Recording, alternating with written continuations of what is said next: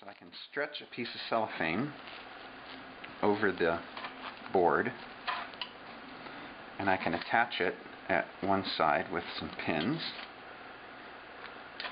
Now I want it pulled taut across this platform, so I'll use a wooden chopstick and push it down into the groove so that it pulls that cellophane nice and tight.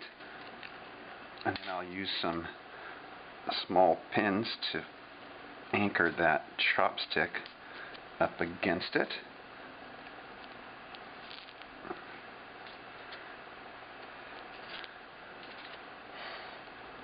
There, that should do. I'll put one like this too to really pull it down. Yeah. And then that gives me a surface to work on that the glue won't stick to here. I'm going to place the moth so that the repair section of the wing is over the cellophane, and you want to get the pin in nice and straight so that it all lines up. I'm going to tighten that cellophane up just a little bit with a pin. Maybe another one over here, just so it's nice and flat. The next step will be to attach the carbon fibers to the tail section, and I'm going to do that down here on this lower part, because again I don't want the glue to stick to the wood. And I'm going to have to flatten that tail. You notice how when I took it out, it's humidified, it started to curl, so I'm going to have to get the carbon fibers attached to the end and flatten the tail out so it doesn't curl, and then I'll let that dry. I have to use the snorkel now, so at this point I won't be able to narrate anymore, so here we go. I feel like Darth Vader. Okay. There we go.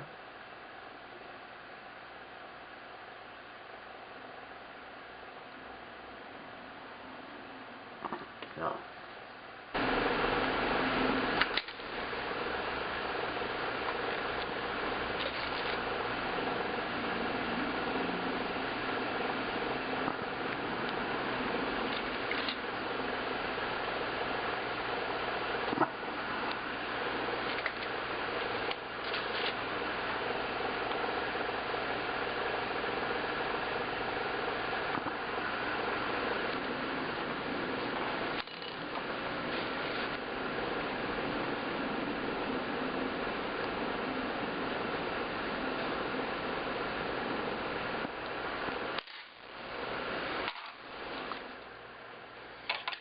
Right now this glue is dried a little bit, so I'm going to trim the carbon fiber. It's sticking out quite a bit. I don't need that much to anchor it.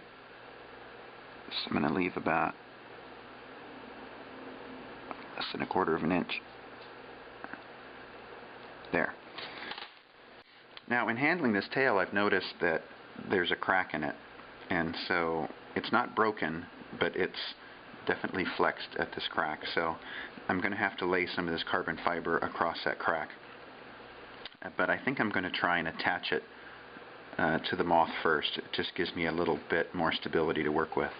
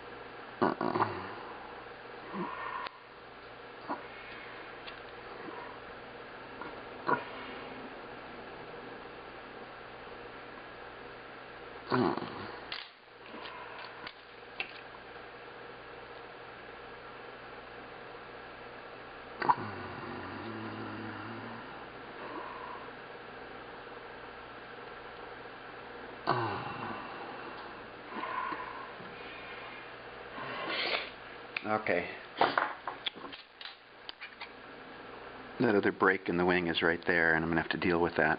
This tail section has curled up a little bit, so it's not quite as flat as it was up here, which is going to make an incongruity here where the wings join, but there's nothing really I can do about it at this point, so we're just going to let this dry and see what happens. Now I'm going to try and fix that break. Here we go.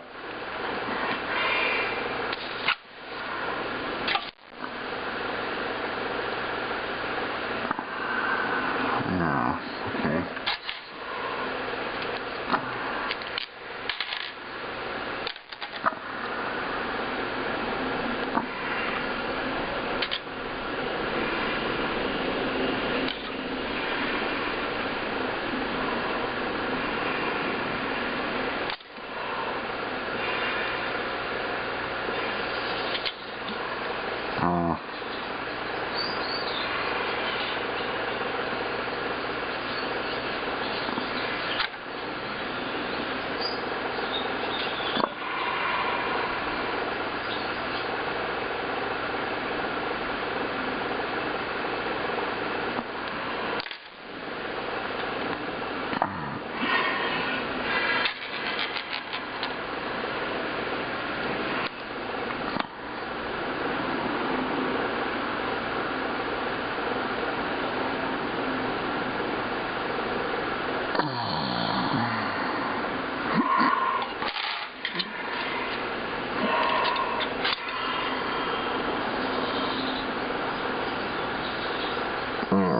Yeah.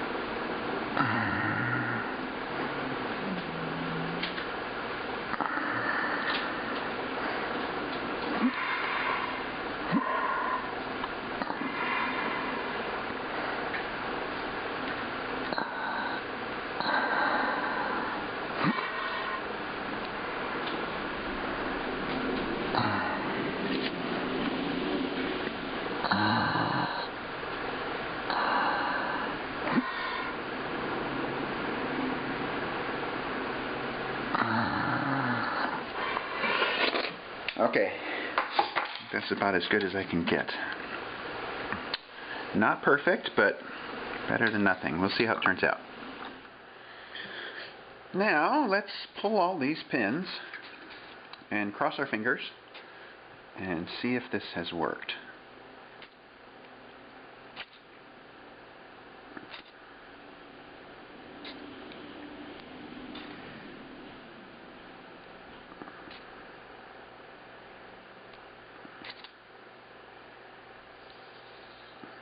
Huh, I think it might. Okay, I'm going to lift the specimen up.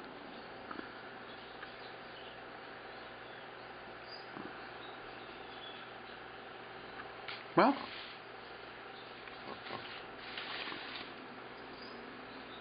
it's intact. The tail here is folded somewhat. In other words, the flat surface of the wing has curled up. But I guess that's the way it was. So, nonetheless, there you go. Now we'll see. I've got another one. Let's see if the other one might turn out even a little bit better. Well, I'm going to have to put the snorkel back on to get this other piece out. So, here we go.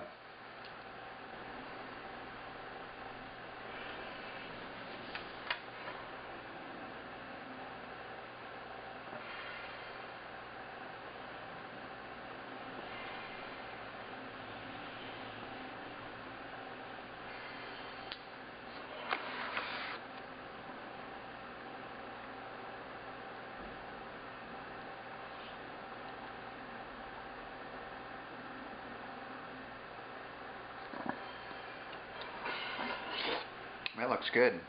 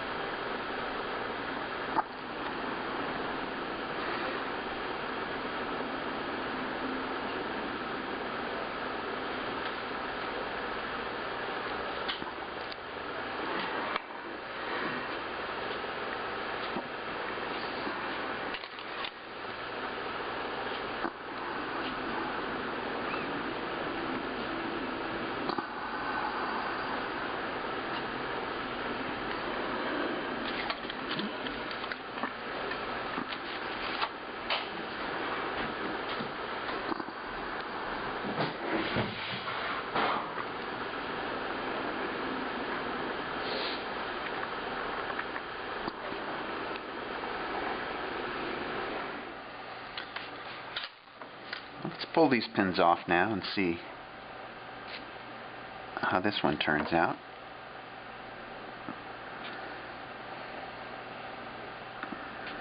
It looks pretty good. Yeah.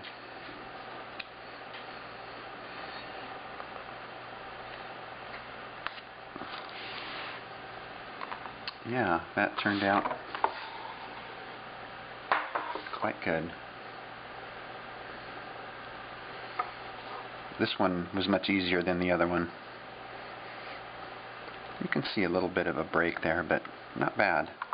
These are the finished specimens, Eudaemonia argus males, and I have a argus female here. You can see wingspans, bigger, shorter tails, and this is Eudaemonia troglophila, a male with just extraordinarily long tails, and I have two troglophila females as well. Bodies are larger than the male, but the wings are quite a bit smaller, and I'm kind of surprised at this. Usually the females have larger wings too.